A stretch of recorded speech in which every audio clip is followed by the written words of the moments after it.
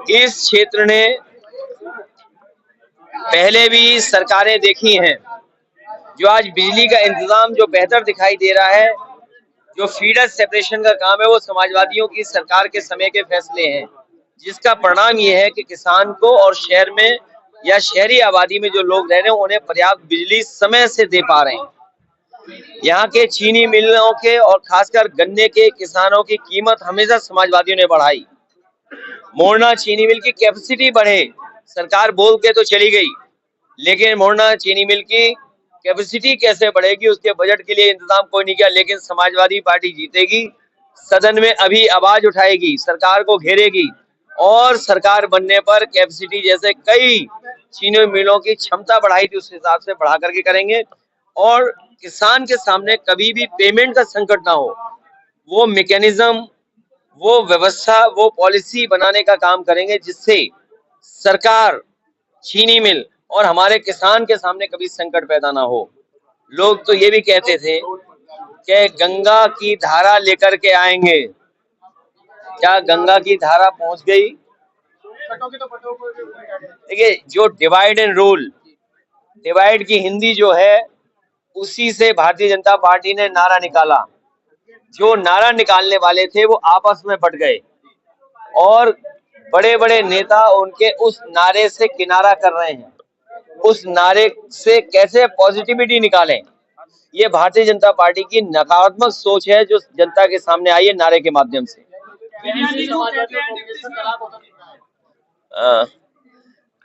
उनके बारे में इसलिए नहीं बोलना है, समाजवादियों से मलाई खा करके गए हैं। झांसी में बड़ा मेडिकल फेलियर हुआ है, जो बच्चों की जान गई, दुखद है। और दुखद इसलिए है कि सरकार की लापरवाही की वजह से बच्चों की जान गई है और सरकार को अभी भी चिंता नहीं इस बात की कि बच्चों की जान चली गई है। वो अभी भी जो फैसले लेने चाहिए, जो दोषी उनके खिलाफ कार्रवाई नहीं कर रही। हमारे मुख्यमंत्री जी प्रचार में व्यस्त हैं, प्रचार कर रहे हैं, लेकिन जिस तरीके से स्वास्थ्य व्यवस्थाओं को बेहतर करना था वो नहीं कर पा रहे। पूरे प्रदेश की स्वास्थ्य व्यवस्थाएं खराब कर दी सरकार ने। जो एम्बुलेंस से लेकर के दवाई इलाज का इंतजाम सरकारी अस्पताल में होना चाहिए था वो नहीं हो पा रहा है।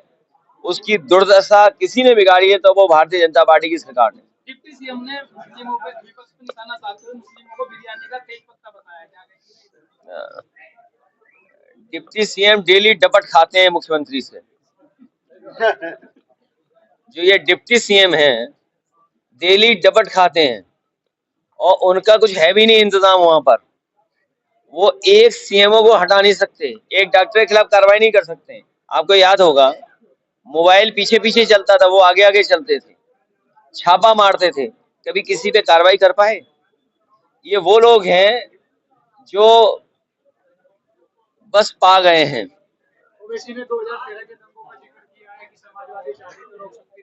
समाजवादी पार्टी हमेशा भाईचारा बना रहे, भाईचारा के पक्ष में है। ओवैसी ने बोला है कि अखिलेश यादव अपने परिवार का आरक्षण बढ़ाते हैं कि अपने परिवार के लोगों को ही चुनाव लड़वाते हैं।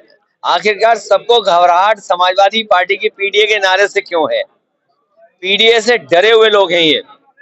और आपके मुख्यमंत्री जी जब से पीडीए की ताकत को देखे हैं वो न केवल डरे हुए दिखाई देते हैं बल्कि हिले हुए भी दिखाई देते हैं, घबराए हुए दिखाई देते हैं।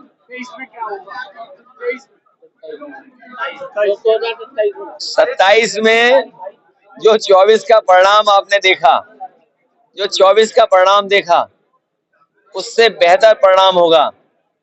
भारतीय जनता पार्टी की सरकार जाने वालों में से है, इनकी सरकार जाएगी। एनडीए नकारात्मक लोगों का गैंग है, उन लोगों का है जो स्वार्थी हैं। एनडीए उन लोगों का समूह है जो लूट रहे हैं, जिन्होंने पुलिस की व्यवस्था खराब कर दी 100 नंबर 112 करके। और इतना करप्ट पुलिस कभी नहीं देखी जो इस बार देखने को मिल रही है। अभी तक तो पुलिस चोर को पकड़ती थी, अभी कई जगह पुलिस को पकड़ रही है। 40 लाख रुपए का बैग पकड़ा गया, एडीजी जैसे अधिकारी को थाने में जाना पड़ा और उस थाने की कमाई सोचते हो क्या थी? 15 लाख रुपए प्रतिदिन। इतनी लूट कभी नहीं हुई। और मैं चला जाऊं किसी आईपीएस से चुपचाप बैठ करके बात करना कि 50 में पायदान पर जो अधिकारी था उसे टॉप पे बैठा दिया। ये डबल इंजन तो टकरा ही रहे हैं, इनके डिब्बे भी टकरा रहे हैं।